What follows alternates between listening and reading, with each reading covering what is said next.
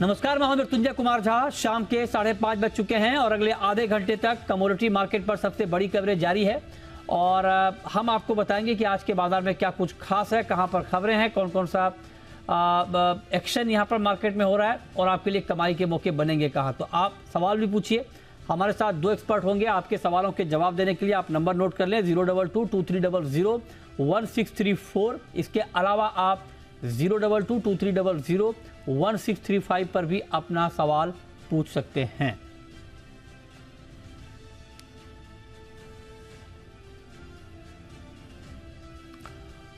और हमारे साथ आज की इस चर्चा में बातचीत करने के लिए मेहमानों का एक खास पैनल है।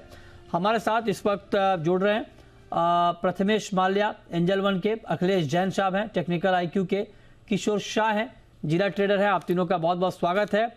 और चर्चा की शुरुआत हम करने वाले हैं क्रूड के साथ, क्योंकि क्रूड को लेकर बहुत महत्वपूर्ण आज डेवलपमेंट है। माफ कीजिएगा।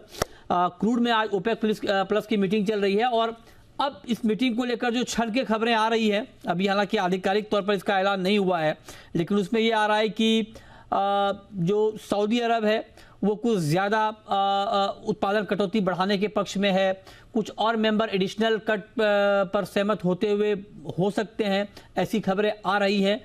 कच्चे तेल में तेज़ी भी है, तो ये तेज़ी भी कहीं ना कहीं उस खबर को सपोर्ट कर रही है। क्या न्यूज़ आपके पास प्रथमेश जी? आई थिंक कहीं ना कहीं ये बात तो तय है कि 1 मिलियन बैरल तक पॉसिबिलिटी जो है वो आने वाले महीनों में कटौती एक्सपेक्ट कर सकते हैं। बट इससे ज्यादा अगर कुछ होता है तो ये एक प्रीमियम रहेगा, रिस्क प्रीमियम क्रिएट कर सकता है और ऑयल प्राइसेस में और उछाल देखने को मिल सकता है।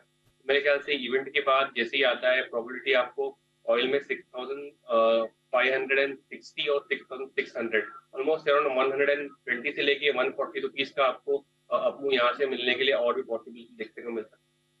अच्छा, ठीक है। तो ये रहा आपके हो गए क्रूड पर और इस खबर पर हमारी नज़र लगातार बनी हुई है। लेकिन इस बीच जीडीपी के नंबर आ गए हैं और जीडीपी के ताज़ा आंकड़े हम आपको दिखाने वाले हैं। Q2 दूसरी तिमाही के जो जीडीपी के नंबर हैं वो आपकी स्क्रीन पर और ये आंकड़े 7.6%, अनुमान था 6.8% का, तो अनुमान से कहीं बेहतर जीडीपी ग्रोथ के आंकड़े आए हैं। Q2 मतलब वित्त वर्ष 2024 के दूसरी तिमाही के आंकड़े हैं जीडीपी के 7.6%, अनुमान 6.8% का था, तो अनुमान से बेहतर ये आंकड़ा यहाँ पर आया है, सामने आया है। लेकिन इस पर इकोनॉमिस्ट की क्या राय है? क्या 7.6% का नंबर बहुत अच्छा नंबर माना जाएगा? इसको लेकर के बारीक बातें और क्या क्या हैं, इस पर हम बात करेंगे और समझेंगे कि ये नंबर कितना महत्वपूर्ण है। और आप देखिए कि जो FY24 के Q2 में जीबीए ग्रोथ है वो 5.4% से बढ़कर 7.4% पर पहुंची है सालाना आधार पर। हमारे साथ अतुल जोशी जी हैं, सीनियर इकोनॉमिस्ट हैं। अतुल जी, बहुत बहुत स्वागत है सर आपका जी बिजनेस पर। मैं आपसे पहला कमेंट जानना चाहूँगा, जो नंबर आए हैं जीडीपी के 7.6% का, उस पर आपका पहला कमेंट क्या है सर? देखिए, ये नंबर मार्केट के एक्सपेक्टेशन से काफी ऊपर आए हैं, तो कंट्री और इकोनॉमी के लिए तो ये काफी पॉजिटिव नंबर माना जाएगा। और इसमें जो सबसे महत्वपूर्ण कंट्रीब्यूशन है मेरे ख्याल से वो गवर्नमेंट के एक्सपेंडिचर का है। अगर हम गवर्नमेंट का कैपिटल एक्सपेंडिचर का आंकड़ा देखें तो सितंबर तक लास्ट ईयर 2022-23 में गवर्नमेंट ने 3,40,000 करोड़ का खर्चा किया था। ये साल वही खर्चा लगभग 1.5 लाख करोड़ से ज्यादा है, लगभग 5 लाख करोड़ पहले 6 महीने में गवर्नमेंट ने किया है। तो ये एक गवर्नमेंट का जो फ्रंट लोडिंग किया गया है कैपिटल एक्सपेंडिचर का, उसका भी एक कारण है कि जिसकी वजह से सारे सेक्टर्स में, एक ही सेक्टर नहीं, चाहे वो मैन्युफैक्चरिंग हो, चाहे इंफ्रास्ट्रक्चर हो, चाहे सर्विसेज हो, वो सारे सेक्टर्स में उसकी इफेक्ट हमको दिखाई दे रही है। और इसकी वजह से जो हमारा इकोनॉमिक्स का जो एक अनुमान था कि लगभग 7% और उसके आसपास में जो जीडीपी का आएगा, उससे गवर्नमेंट ने काफी बहुत ही आगे का नंबर दिया है।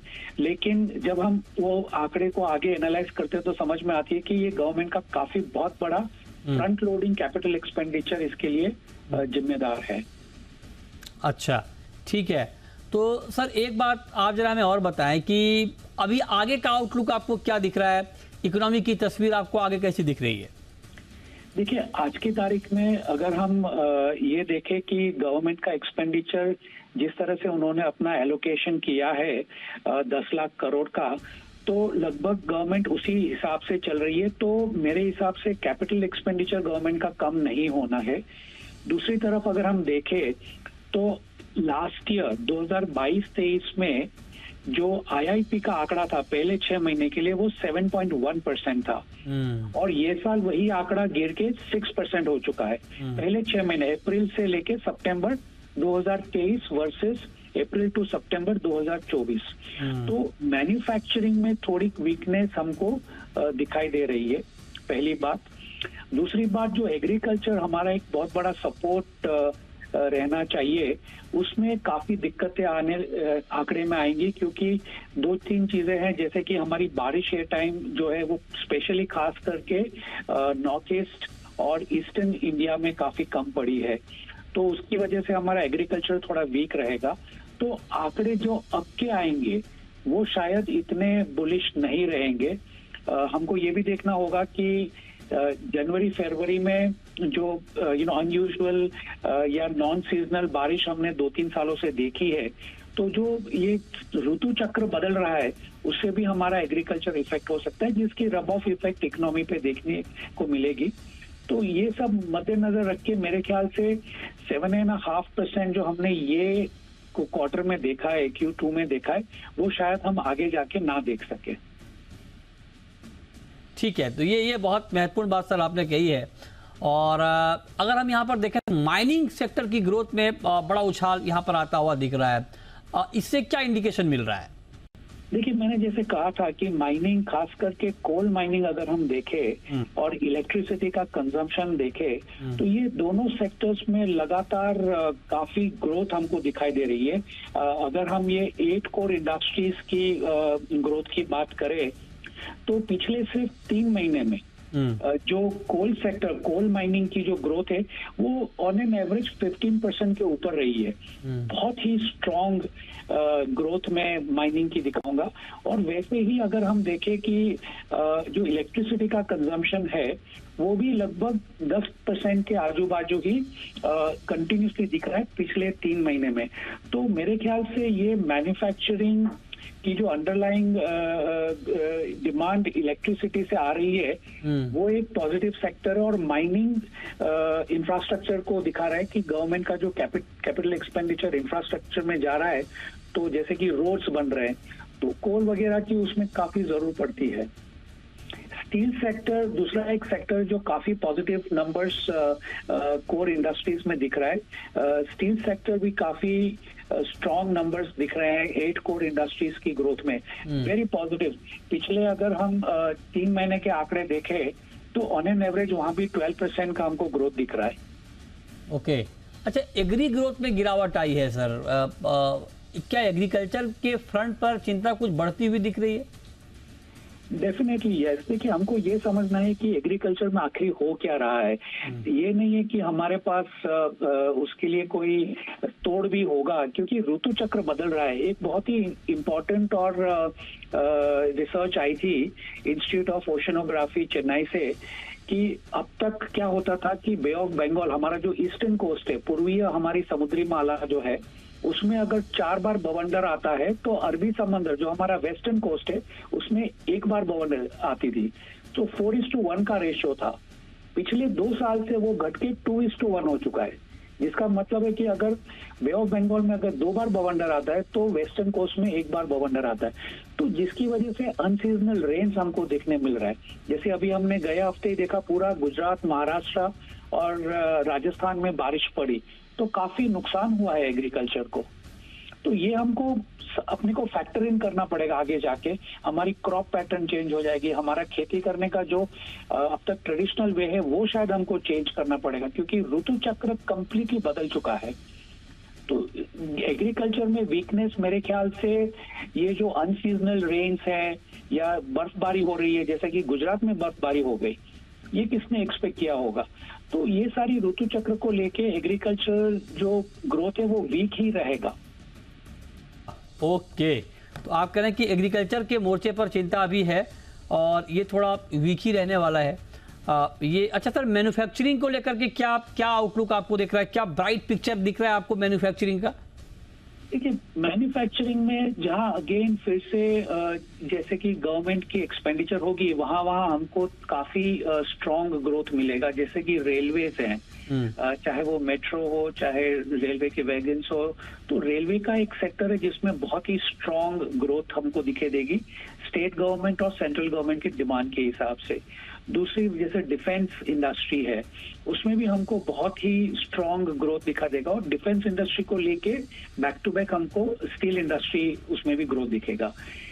तीसरा हमारा रियल एस्टेट का जो सेक्टर है, काफी सारे पॉकेट्स ऐसे हैं कि जहाँ पे वो स्ट्रांग ग्रोथ दिख रहा है, तो जिसको लेके स्टील सीमेंट को हमको ग्रोथ देखने मिलेगी। लेकिन अगर हम टेक्सटाइल देखें तो वो हमारा एक्सपोर्ट ड्रिवन डिमांड जो है वो काफी वीक है, तो टेक्सटाइल सेक्टर में मेरे हिसाब से ग्रोथ काफी वीक रहेगी, जो हमारा one of the largest employer है। वैसे ही अगर हम डायमंड इंडस्ट्री देखें, जहाँ पे एक तो हमारा वो सबसे बड़ा सेकंड लार्जेस्ट कंट्रीब्यूटर है एक्सपोर्ट में, डायमंड इंडस्ट्री, और दूसरी तरफ बहुत बड़ी एम्प्लॉयमेंट देता है, वहां भी हमको काफी वीकनेस दिख रही है ग्लोबल डिमांड की वजह से। सो डोमेस्टिक डिमांड और ग्लोबल डिमांड हर एक इंडस्ट्री के लिए अलग अलग है, तो मेरे हिसाब से इंडस्ट्री स्पेसिफिक या तो बहुत ही अच्छी ग्रोथ रहेगी, या फिर उसकी अगर एक्सपोर्ट डिपेंडेंसी है तो उसमें वीकनेस हमको जरूर दिखने को मिलेगी। मैन्युफैक्चरिंग का एक मिक्स्ड पिक्चर रहेगा इंडस्ट्री स्पेसिफिक। बहुत शुक्रिया सर आपका हमारे साथ जुड़ने के लिए और इस पर डिटेल में बात करने के लिए कि जो जीडीपी के नंबर आए हैं वो कैसे हैं और आगे की तस्वीर इस वक्त क्या दिख रही है, ये बताने के लिए बहुत शुक्रिया आपका जुड़ने के लिए। चलिए आगे बढ़ते हैं। और अखिलेश जी, अब आप जरा बताइए सर कि आज शाम के लिए क्रूड में ट्रेड क्या लिया जाए? बड़ा इवेंट है, ओपेक प्लस की तरफ से आधिकारिक ऐलान होने अभी बाकी हैं, क्या ट्रेड देख रहे हैं आप, क्या करना चाहिए? मुझे लगता है कि जो ये मीटिंग था उसका जो भी एक मूवमेंट आना था, बेसिकली आइदर इट्स फेवर और नॉट फेवर, तो वो मूवमेंट क्रूड बार बार यहाँ पे दिखा रहा है और 200-300 रुपए का उठा पटक हो रहा है। तो मुझे लगता है कि ट्रेडर को यहाँ पे थोड़ा वेट ही करना चाहिए। 6565 एक इम्पोर्टेंट क्लोज रहेगा या बाजार होल्ड रहेगा। जब भी ये यहाँ से कोई क्लू मिलता है, तो अगर प्राइजेस इस लेवल के ऊपर मेंटेन करते हैं, तो मुझे लगता है कि वहां से एक बार अच्छी एक तेजी रिकवरी दिखनी चाहिए due to dollar index also, क्योंकि वहां पे अभी भी काफी प्रेशर बना हुआ है।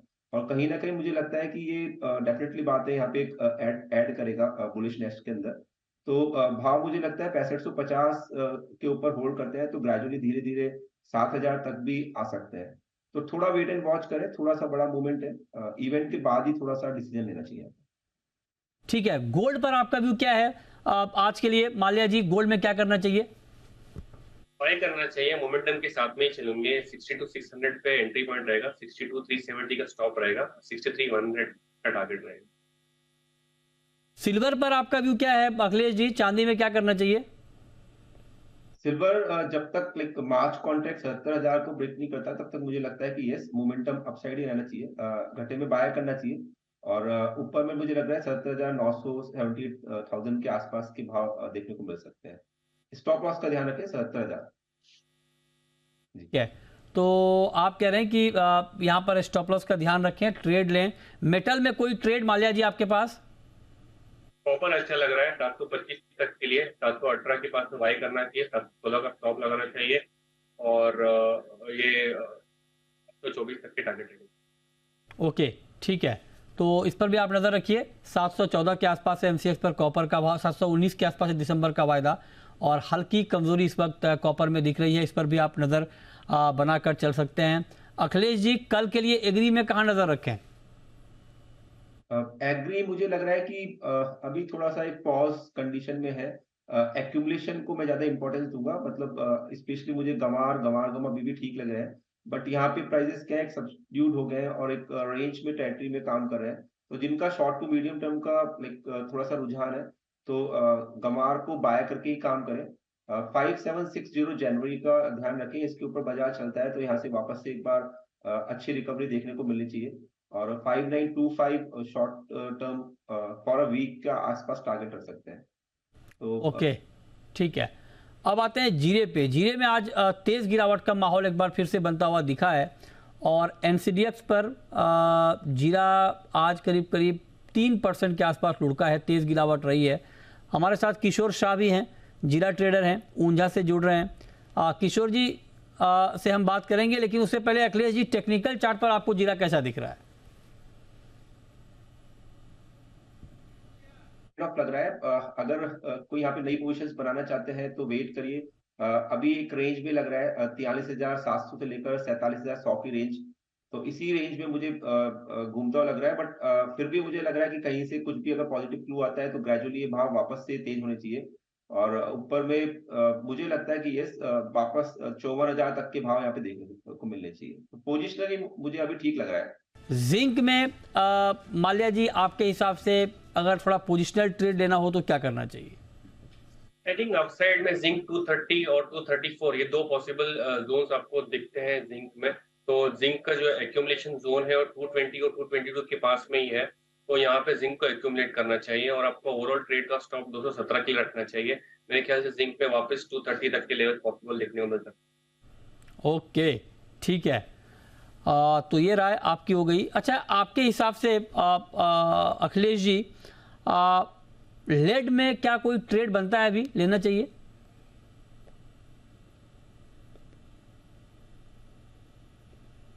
अखिलेश जी अनम्यूट हो जाएं सर आप।